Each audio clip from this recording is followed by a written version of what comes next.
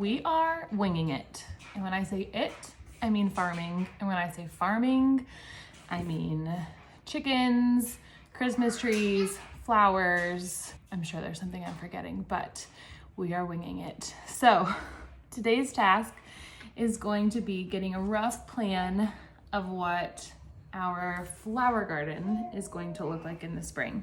I was feeling very, very, very overconfident last winter, when I purchased seeds. I probably spent $100 on seeds, and I planted none of them. Here's the bag of said seeds. And this isn't even all of them because my sister was just here recently, and I was like, can you please take some of the seeds because I'm a little bit overwhelmed.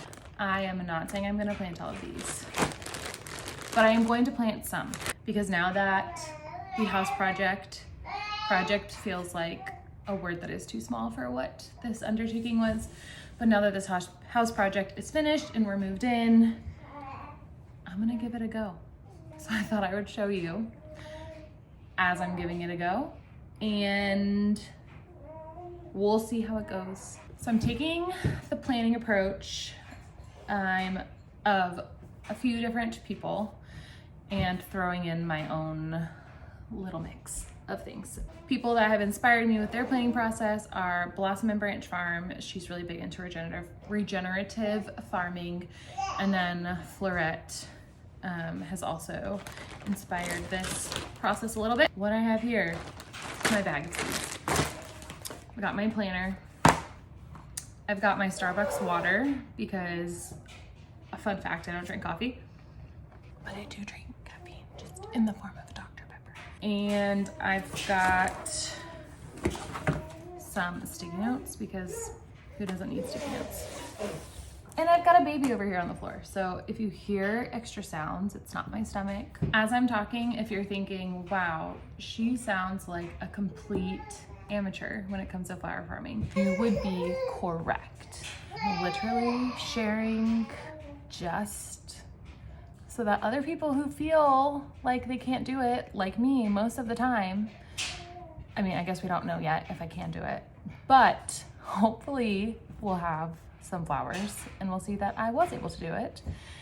I've marked in this calendar, which Blossom and Branch, she had a great idea of just like using the same calendar every year and keeping notes in it because first frost and last frost are generally in the same time. So first frost where I am, which is zone 7A, the average is between April 15th and April 25th. So I marked that, and then each week I marked like 1 week before last frost, 2 weeks before last frost, 3 weeks before last frost. And this is the Blossom and Branch method of marking up the calendar. So I've done that. Check. Also, any excuse to buy a new planner, I'm in. Like, honestly, if someone were to come into my door right now and be like, Reagan, you need a planner to plan out the socks you're gonna wear for the rest of the year, I'd be like, yeah, I'm down. So, got this planner, fit in my binder. I will reuse it every year. I will resist the urge to buy a new planner for flowers every year. Okay, so I've got that marked down. Her name is escaping me. Anyway, another thing that she suggested was organizing your plants, your seeds, by like when you sow them, which is so obvious now, like after hearing her say that, but it never occurred to me. So these had just all been like mixed up in a basket, and I was feeling very overwhelmed. I was like, do I alphabetize them? Do I do it by color? Whatever. So these are all organized by when they would be sown. So 4 to 6 weeks before last frost, 6 weeks before last frost, direct sow, 6 to 8 weeks, 8 to 10 weeks, random pack of okra. These probably will not germinate. These are old. And then I also have this really random bag that I put together that my sister suggested. She said if you had any old or like unopened or open seed packets, and you weren't sure if they were gonna grow, just kind of put them in a bag and then mix them together and then like throw them on the ground. And if you're thinking at this point, you're like, hold up. It seems like Reagan is just like, so-and-so suggested this, so-and-so suggested this. You're correct. I'm trying to work smarter, not harder. I will give credit where credit is due. I'm sure I'll come up with things on my own, but I'm just starting. So I'm gonna use the wisdom that other people have shared. Let's go on a little seed tour. These are not all of the seeds that I'm not going to be planting all of these seeds this year. I will give away the packets. I will save them for next year and give it a try. I know my limits, usually. It took me a while to come to terms with my limits on this. But here's what I got. We've got lots of zinnias because I've had success growing those before and I really just needed a confidence booster. Got lots of sunflowers. Okay, these are all zinnia sunflowers. We've got Bee's Friend, Bachelor's, Buttons, Cress. So these are all my like direct sow mixes, mostly sunflowers and zinnias. These are 6 weeks before. We've got stock.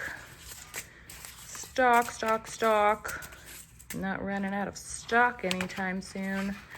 Straw flower, basil, stock, straw flower. Okay, not too much diversity there. Hyssop, I don't know if that's how you pronounce it. Okay, this is 10 to 12 weeks before last frost. We've got sweet peas, carnations, eucalyptus, Queen Anne's lace, 6 to 8 weeks. Okay. This is my pile of 4 to 6 weeks. Calendula, celosia, corn cockle. I love corn cockle. Never grown it, but I'm gonna try. Don't even know how to pronounce that. Celosia, amaranth, cosmos, dahlias. Okay, straw flower. All right, so that's that pile. What I hear, word on the street is Lysianthus is really hard to grow. I'm gonna give it a try. So I have some Lysianthus, which is 12 to 13 weeks before last frost. Okay, these ones are my 8 to 10 weeks before last frost. We've got poppies, black-eyed Susans, or rudbeckia, snapdragon, yarrow, more snapdragon, eucalyptus. Yeah, okay. My piles are getting mixed up. All the work that I've done. I'm backtracking. Okay, and then my last pile is 6 to 8 weeks. Got China Aster, Bells of Ireland, Aster, Campanula, Chocolate Lace Flower, or Campanula, and Pincushion Flower. This is what I'm working with. Now, these flowers, these packs, this one has a picture of the flower, but not the color. It's not printed in color, and this one doesn't have any pictures. So, since I'm not like super knowledgeable in all the plant breeds yet, I'm probably gonna have to do some Googling. But what I'm gonna do is I'm gonna pace myself with this round. I'm going to go through each section or each group of flowers and pick out a few from each group that I feel like I want to grow. And my hope with this is that I like space out the work and I don't get overwhelmed, but I already am a little bit. It's gonna be fine. So I'm gonna go through, see what we end up with. Definitely growing these. These are great in wreaths. They dry really easily, they dry beautifully. Definitely gonna be growing those.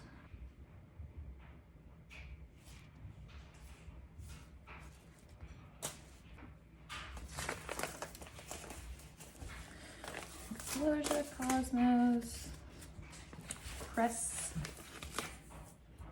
Amaranth, Zinnia. This is in the wrong section.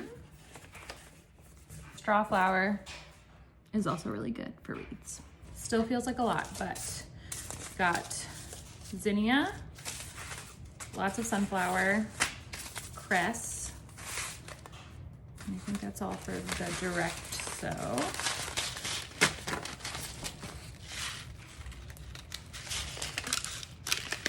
Okay, also part of direct sew, we've got bachelor's button, bee's friend, and more cress. I feel like I messed something up in there. Like this is still a lot to me.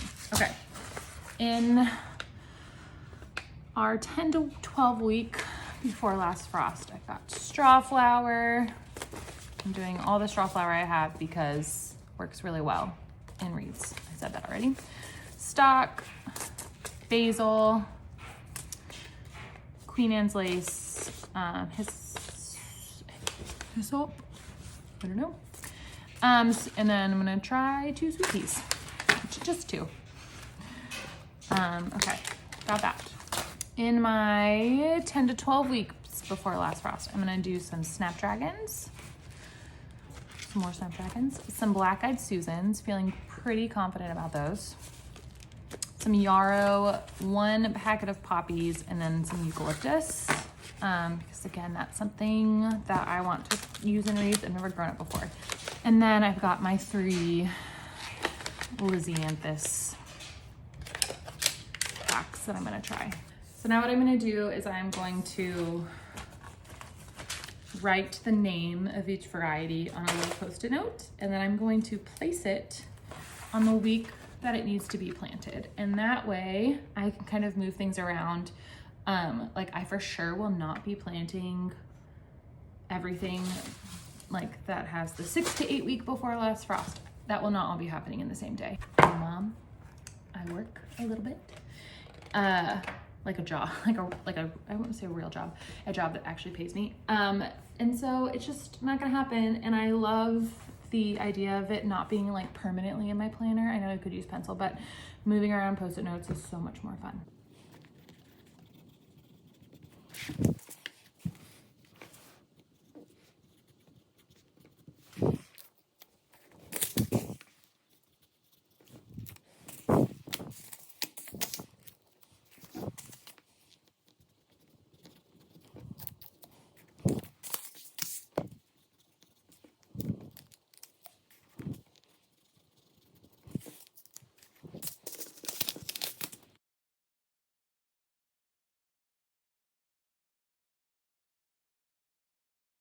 Let's see. This one, okay, so this is the Lysianthus, 12 to 13 weeks before. So that's like now. But we're gonna do the first week of February.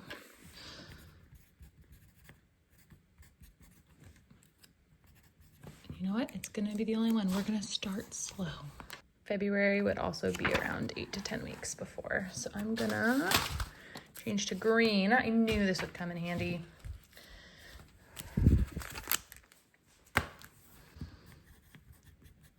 BES, Black-Eyed Susan. Snaps. I feel like such a flower farmer already, calling these snapdragons by snaps.